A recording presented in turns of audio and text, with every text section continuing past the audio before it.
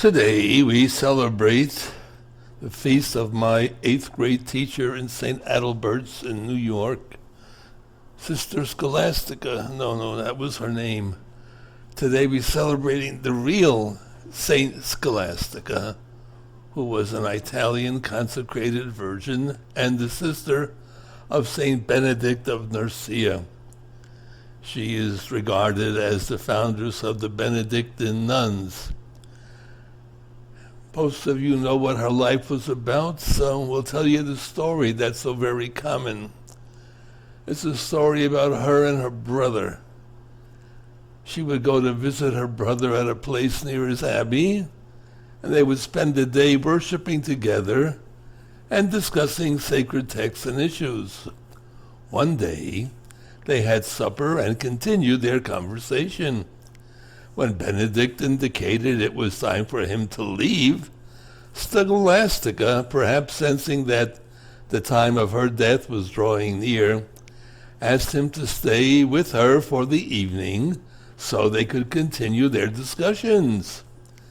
Not wishing to break his own rule, Benedict refused, insisting that he needed to return to his cell.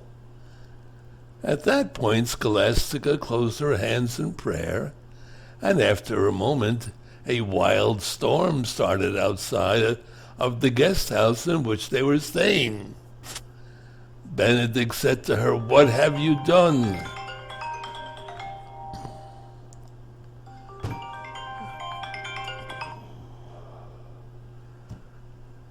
To which she replied, "I asked you, and you would not listen. So I asked my God, and he did listen. So now go off if you can. Leave me and return to your monastery." Benedict was unable to return to his monastery, and they spent the night in discussion.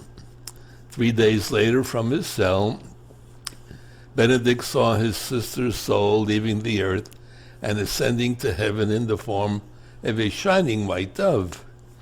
Benedict had her body brought to his monastery, where he had it laid in the tomb which he had prepared for himself.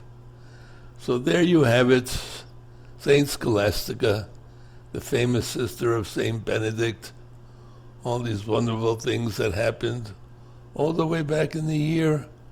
Well, she was born in 480 and died in 543.